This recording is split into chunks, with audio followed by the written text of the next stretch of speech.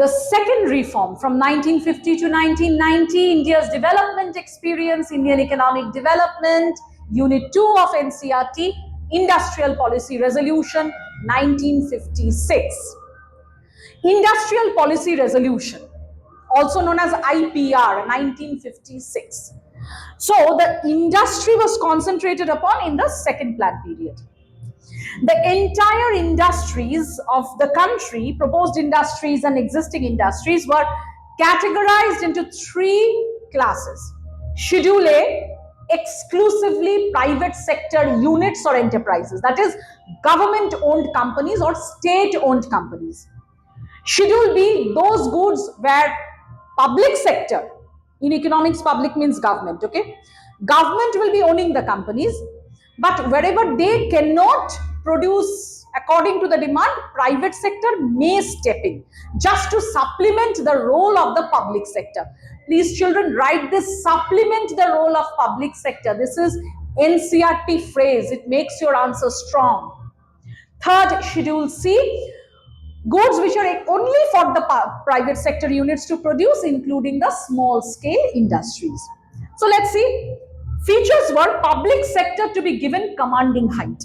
Public sector to be given commanding height in the process of industrialization of Indian economy, that is government owned companies. Why?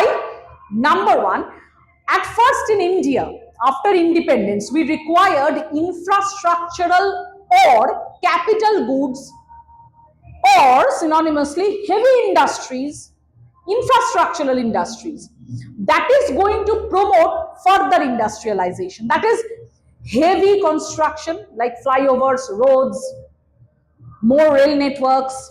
Number two, oil refineries. Three, mining and iron and steel, coal, all these things. Power generations, due to which NTPC, National Thermal Power Corporation, was set up. Nuclear reactors or nuclear power plants. So all these required huge investment, which could be made only by the public sector. And because private sector was not that much developed in India to invest in these kinds of industries. Number two, the public sector will promote employment generation. The public sector will be making quality goods at a low price.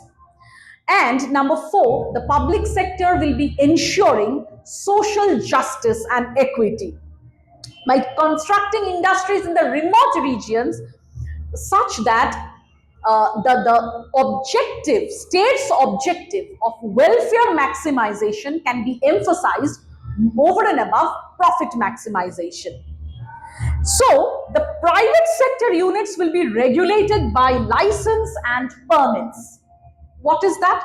Whatever private sector units are there, they can produce. But before that, in order to open a new unit or expand an existing unit, they have to obtain license and permits from government departments. You can well understand now what will happen. Due to this particular thing, many private sectors did not come during 1950 to 1990. Big private sector units, they took all the licenses so that their competitors cannot come in the market. There was red tapeism, bribery. In order to obtain license, bribes have to be given to the bureaucracy. So all sorts of problems cropped up. But the private sectors who will be coming up with the industries in the backward regions, in the not so developed regions, government offered them tax concession, electricity, roads at a much concessional rate, so that equity of all the regions of the country can be ensured. Third is small scale industries.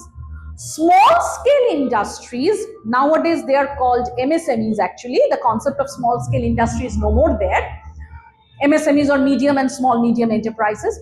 Small scale industries were promoted in the post-independent period by the Karve Committee as an extension of Gandhian concept of developing village industry and khadi industry. What were the benefits of small scale industry? Number one, locational flexibility. Anywhere you can make them. It doesn't require any specific, specific place, because they do not have heavy machineries there.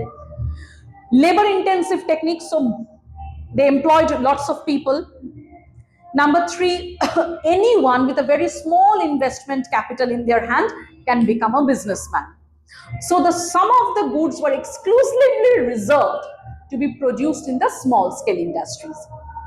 In the end part of industrial policy resolution, we see that during 1950 to 1990, automobile industry developed in India and lots of electronics industries, which are also called the sunrise industry.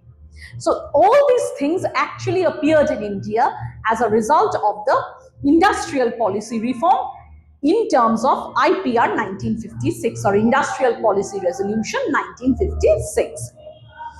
In this regard, I'm going to talk about one very important thing, which is called sectoral composition of the Indian economy.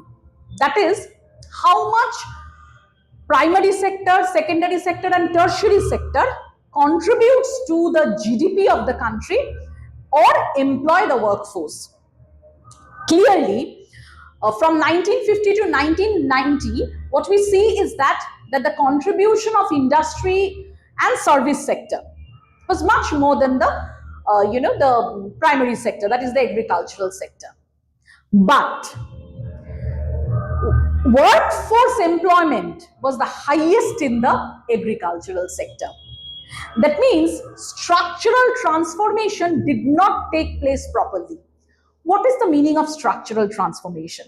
Primary sector will slowly reduce in importance and it will be substituted by the secondary sector and tertiary sector, not only for production and contribution to GDP, but also employment generation. But in India, what we see is that our secondary sector and tertiary sector was not that much developed, or the infrastructure, educational infrastructure was not that much developed, that the rural people can be given specific skill to work in the secondary and tertiary sector. As a result, as was expected, that an expanding secondary and tertiary sector will pull out labor force from the rural areas, it did not happen like that. So the maximum workforce still fell back on the agricultural sector.